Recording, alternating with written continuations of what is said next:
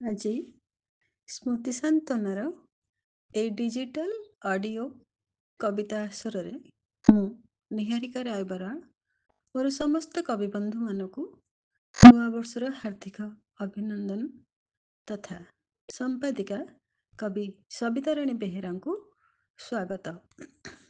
ଆଜି ମୋର କବିତାର ଶୀର୍ଷକ ପଣ କରିଛି। ଶୁଣ, ତମ ସହ ଦେଖା ହେବା ତ ଦୂରର କଥା, କେବେ ତମ ନାଁ ନେବାକୁ ବି ବାରଣ କରିବେ ମୋ ପଞ୍ଚେନ୍ଦ୍ରିୟ ଆପନ୍ନ ବାୟୁ। ଏଇ ସହରରେ ଗୋଟିଏ ମାଟି ପାଣି ପବନରେ ଅଛେ ଆମେ। ମୁଁ କିନ୍ତୁ ପଣ କରିଛି କୋଉଠି ବି ଭେଟିବିନି ତମକୁ।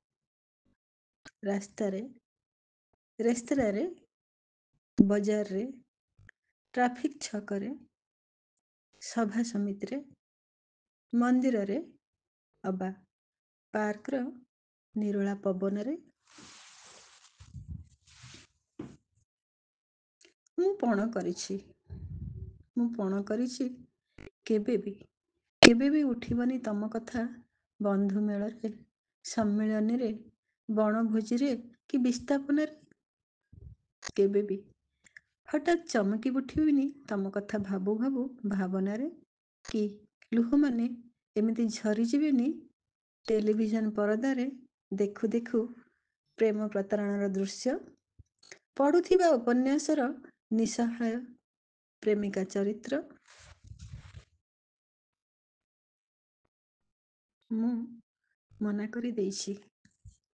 ମୁଁ ମନା କରିଦେଇଛି ମୋ ଚାରିପାଖେ ଥିବା ନିରବିତ କୋଳାହଳକୁ, ଚମ୍ପା ଫୁଲର ବାସ୍ନାକୁ, ମଧୁମାଳତୀର ଲାଜକୁଳି ପଣକୁ, ବର୍ଷା ଧୁଆ ଘାସ ଗାଲିଚାରେ ଚାଲୁଥିବା ନାଲି ଗୁଲୁଗୁଲୁ ସାଧବ ବୋହୂକୁ। କେହି ବି ତମ କଥା କହିବେନି, ତମ ଗୀତ ଗାଇବେନି, ତମ ଛବି ଆଙ୍କିବେନି କି ତମ ସହ ମିତ ବି ବସିବେନି। ଶୁଣ, ଏତେ ସବୁ ପରେ ବି ଯଦି କେବେ ଦେଖା ହେଇଯାଏ ଅକାଳେ ସକାଳେ, କେବେ ବି ଚିହ୍ନିବାକୁ ଚେଷ୍ଟା କରିବନି।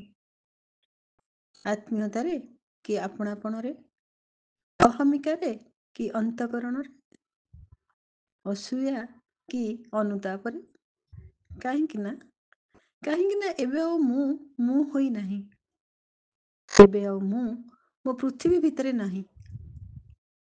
ଏବେ ଆଉ ମୁଁ ଅତୀତ ଫର୍ଦ୍ଦରେ ବର୍ତ୍ତମାନର ସ୍ୱାକ୍ଷର ଲେଖୁନି। ଇଚ୍ଛା ଓ ଅଭୀଷ୍ଟକୁ କବର ଦେଇ ବିଲକୁଲ ଉଦାସ ହେଉନି।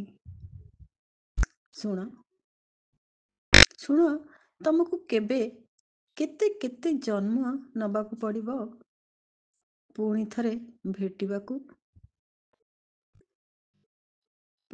ଭେଟିବାକୁ। ମୁଁ ପଣ କରିଛି ସ୍ମୃତି ପାଖରୁ ବି ଦୂରେଇ ରହିବାକୁ।